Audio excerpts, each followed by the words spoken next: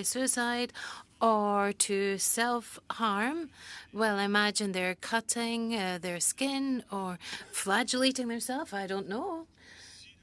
If the partner or spouse of this person believes that their security is under threat, then this other person could be sent to prison.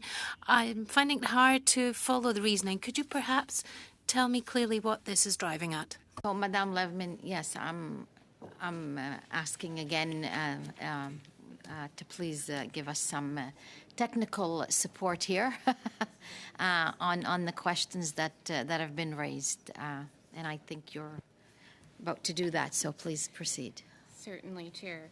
So, in the circumstance that Monsieur Fortin has described, you'd have a person who has threatened suicide or self-harm, and that act, let's say a court has found, could reasonably be expected to cause the intimate partner to believe their safety is threatened.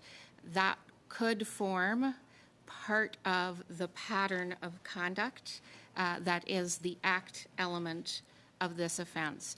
But in addition to proving the pattern of conduct, a prosecutor will also have to prove the intent element, intent or recklessness, as I've already described.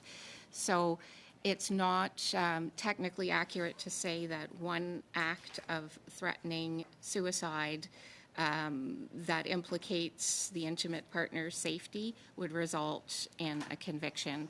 The offense is more rigorous than that. It requires proof of the accused having engaged in a pattern of conduct of which that could form part, and also having the requisite intent element as per proposed subsection 264.011. Thank you. Merci. Mais dans ce cas-là, Madame Levman. Thank you. So in that case, Ms. Levman, can you give me an example, please? Just one single example where someone could be found guilty for having shown this conduct under 7, threatening to die by suicide or to self-harm. Can you give me an example of a situation where they could be found guilty of having committed this offence under this clause? Well, I'm not a prosecutor, but I do understand the components of this offense. And what we heard during our engagement process was that this was one of many tactics that people who engage in coercive control of their intimate partners engage in. So it would be part of a pattern of conduct, let's say, that may involve violent behavior, sexually coercive behavior, and other forms of coercive conduct that are more subtle, like surveilling, monitoring the victim, or denying them ways to express themselves, for example, through their culture, their religion, etc. It's a pattern that takes place over time. And I would just make a quick comment that this is very modern criminal law. This committee has already heard extensive testimony about the criminal law being traditionally incident-based. This is trying to go beyond that. It's trying to capture patterns of conduct that takes place over time. And because of that, it's been inspired by the other offense in the criminal code that also attempts to target conduct that takes place over time, and that is the human trafficking offense.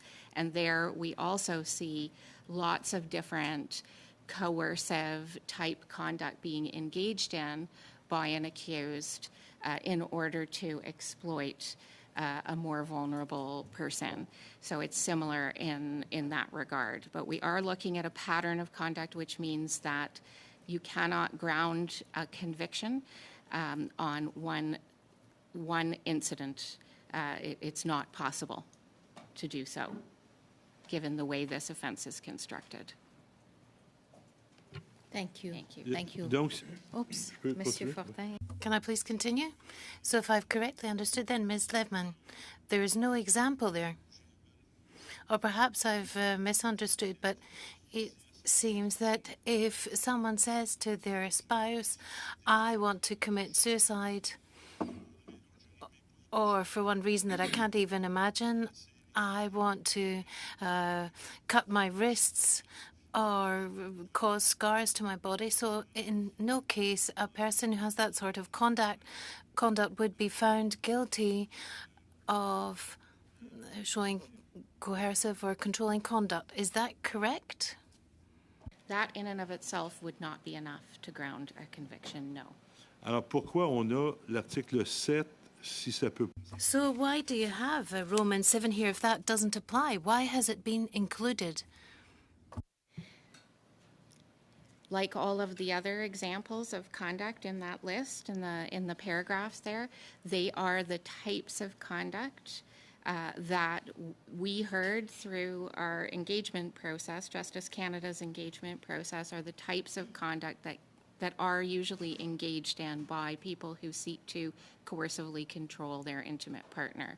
But the offense is constructed carefully to avoid criminal conviction for any one of those, commission of any one of that type of conduct. Also, the safety test would have to be met before it could even be considered prohibited conduct for the purposes of the offense. And then you need more than one incident in order to establish a pattern of conduct according to the act element of the offense, plus the intent element as well would need to be proven. Parce que moi, ça me pose... Because that does cause a problem for me, because we all think we're creating new law, and it's not civil law. We're talking about sending someone to prison to find someone guilty of having committed a criminal act. And I was ready to vote on this bill, C-332. I believe that an individual who's unjustifiably trying to control their partner, their spouse, and we've heard many witnesses on this type of conduct. I'm very shocked by that type of conduct, and I believe that it needs to be addressed in the criminal code. But unlike C-332, if we look at this list here, and I think I'm perhaps repeating what Mr. Moore has already said, I don't want to just speak for the sake of speaking here, but under the list, C, it says engaging in any other conduct, including conduct listed in any of the following subparagraphs. And these subparagraphs will be used for interpretation purposes, so to decide whether they want to punish someone or not. And with such a long list, if a partner says to their partner, I want to commit suicide, apparently they could be accused of having tried to exercise coercive control over them. If you don't come on vacation with me, I'm going to commit suicide. Well, it seems that that individual would then be sent off to prison.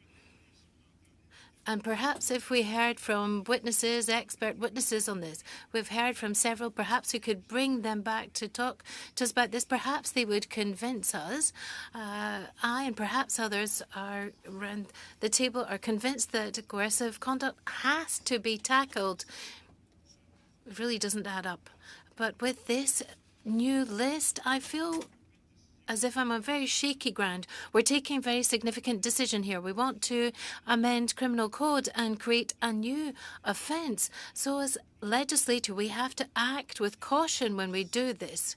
And I really feel that we're not exercising caution here. I'm convinced the good faith of our witnesses today and the good faith of the government also. But personally speaking, I'm far from reassured when I see this, and when I've not had the opportunity to turn to experts who are working on this on a daily basis with victims and with their aggressors. When it comes to coercive conduct, we have to look at the two sides of this. We have to look at that and exercise due diligence. But I have the feeling, as I've said, that we're working on shaky ground here, and I really regret that. And with the questions that I've raised, it seems that we cannot even give me one single example where we could find someone guilty of showing coercive conduct because he or she has threatened to commit suicide or to self-harm. So if we can't even get one sole example when we're about to legislate on this, what are the courts going to do with this? I really don't think it would be reasonable for us to proceed in this way. Thank you, Madam Chair. Mr. Moore? Yeah, thank you, Madam Chair. Just to expand on that a little bit, here's the problem. Madam Levman, you've mentioned that the government heard about this particular aspect. And I can tell you, in the witness testimony that we heard, I don't remember hearing that. And I'm not doubting that you heard it, but and maybe someone did, or maybe someone at the table can correct if this became a theme from the witness testimony we had on 332.